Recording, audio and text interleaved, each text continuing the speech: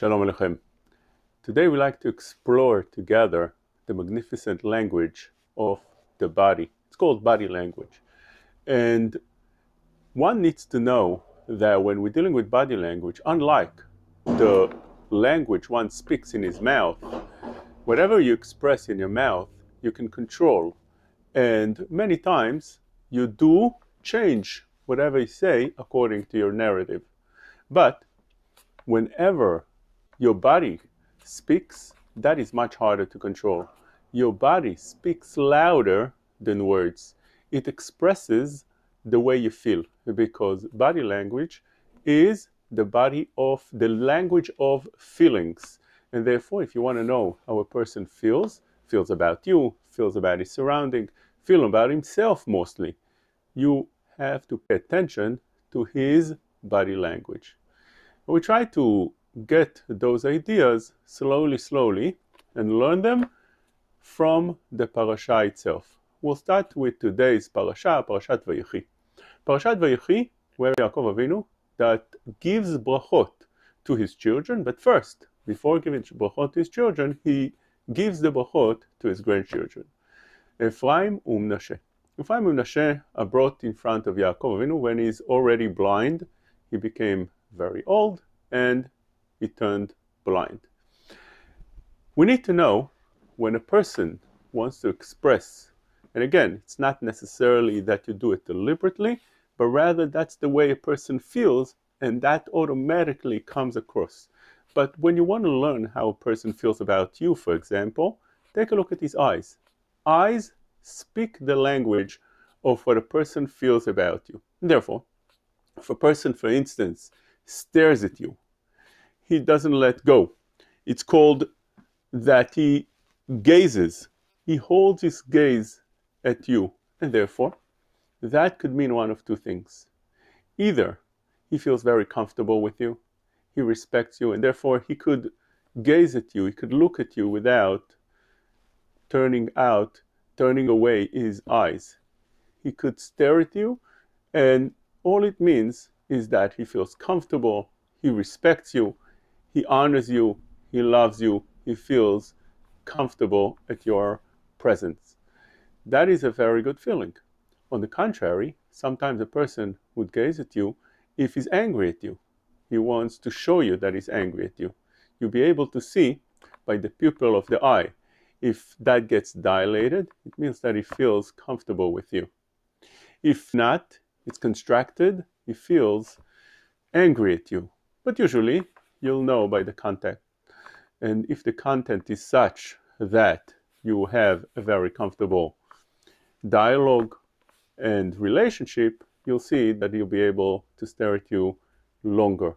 If a person looks at you straight at the eyes, or he doesn't look at you straight at the eyes, that tells you about that as well. If he feels comfortable, he'll look at you straight at the eye. If he wants to show you that you're interesting and what you're saying is interesting, he'll look at you straight at the eyes.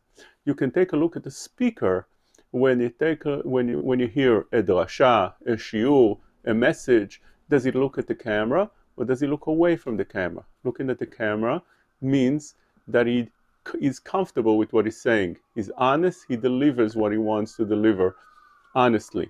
But if a person turns away from the camera all the time, or he doesn't look at the camera at all, that means that he's uncomfortable. It could be that he's saying something he doesn't believe in, and it doesn't come out across good. Such a thing is important at relationship. There's a lot of things that you can learn from the eyes itself. As Chamim tell us that when you want to marry a woman, kala she'enea yafot, and called gufat tzarich bdika, which means that the eyes themselves tell you everything about the person. If you want to see how a person feels about you, again, look at the eyes. You can tell from the eyes, is he angry? Is he loving? Does he show you that you're interested? Does he show you honor? Does he show you that he doesn't have patience for you? Everything you can tell from the way he looks at you. Very interesting. If a person constantly blinks his eyes, that means that he is nervous. If a person blinks normally, which is about 8 to 10 times a minute, that means that he's in a comfortable scenario. But if he's constantly blinking, he feels that he's nervous, could be he's lying, could be other reasons as well. One that rolls his eyes is known to feel that he doesn't like what he hears. You told him something that he doesn't think is true, or it's something that he doesn't like to hear. He rolls his eyes. Well, we learned a little bit about the eyes, and let's take a look what happens with Yaakov. Yaakov Avinu can't express his love that he wants to express to his grandchildren. As the Pasuk says, that Yaakov and Israel kavdu mizokan lo yuchal lirot. He couldn't see anymore because he was old. So how would he show and express his love to his grandchildren? He brings them close to himself. He brings them close to him, and he hugs them and he kisses them. That is the biggest expression of love. If you can't show love with the way you look at a person, there's other ways of how to express love, and you must show that love to the person you need to show to, which means your children, your grandchildren, your spouse, people that are surrounding you, your talmidim, each one in their own way. Obviously, your children you bring close to you physically, your students you can bring to you physically close, but you can show them and express the way you feel about them with your eyes, and so on.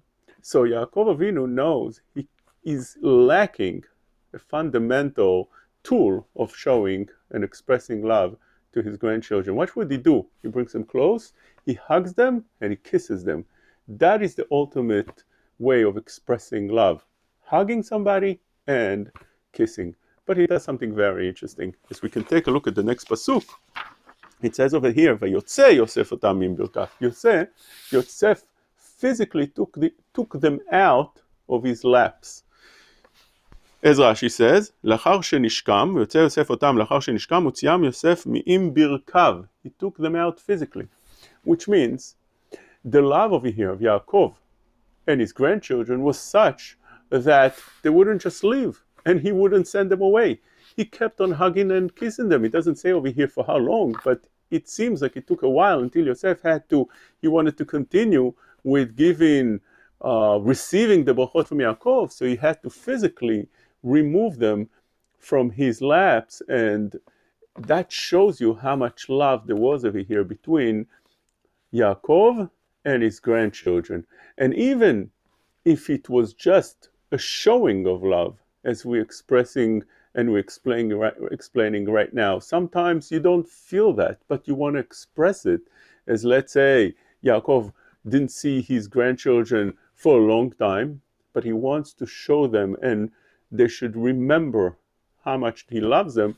He has to make that he made. And that's a very, very important thing that we all need to learn, because when we're dealing with children and grandchildren, this is one of the fundamental blocking stages and building blocks of a child.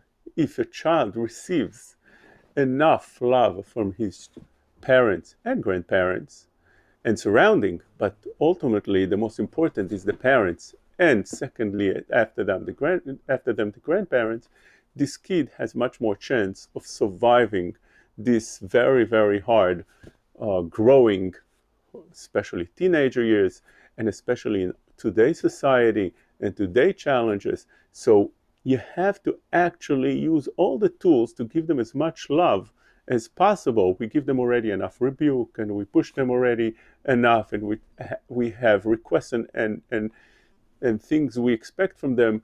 That's already enough. But everything has to be backed up with the feeling that the parents love them, the grandparents love them, and that is very, very important. And Yaakov Avinu understands that if he wants these two grandchildren to grow to be healthy adults, you have to show them that much love. And that Yaakov Avinu does in the ultimate way of hugging and kissing and not letting go.